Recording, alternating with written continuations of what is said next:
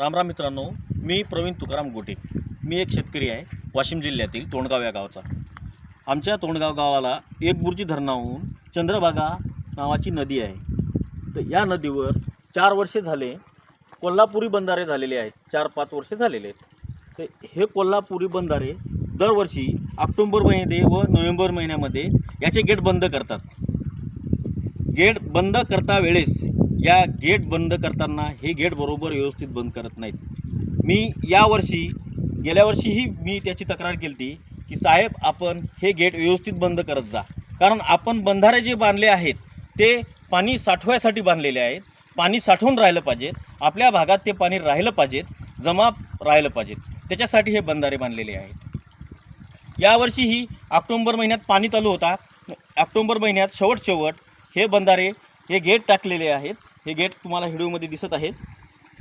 हे गेट जे टाकलेले आहेत हे बघा, गेट याला फरी लावलेली आहे. फरीही व्यवस्थित लावलेली नाही. तुम्हाला एक याच्यात मोठी लिकेज दाखवतो मी. या व्हिडिओमध्ये एक मोठी लिकेज आहे. ही बघा, ही एक सर्वात मोठी लिकेज आहे. माझ्याजवळ अजून एक व्हिडिओ आहे.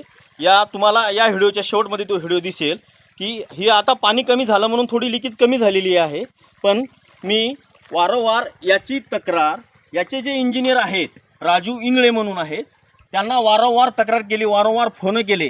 साहेब तुम्ही या एकदा पाहून जा, साहेब तुम्ही या एकदा पाहून जा. साहेबांनी माझे 2 वेळेस फोन उचलले. नंतर साहेबांनी माझे फोन उचलणे बंद केले. मी मोठमोठ्या लोकांनाही सांगितलं की आपल्या नदीवरची जे कट्टे आहेत ते बरोबर व्यवस्थित बुजल्या गेले नाहीत. दरवर्षी मी तेच सांगतो, कारण हे पाणी जर आपल्या नदीमध्ये राहिलं तर गावच्या बोरला, विहिरीला पाणी आपल्याला पिण्यायोग्य राहील. हेच पाणी जर आपल्याला राहिलं नाही तर आपल्या गावात पाणी टंचाई होऊ शकते. उदाहरणार्थ शेतीसाठीही या पाण्याचा उपयोग होतो.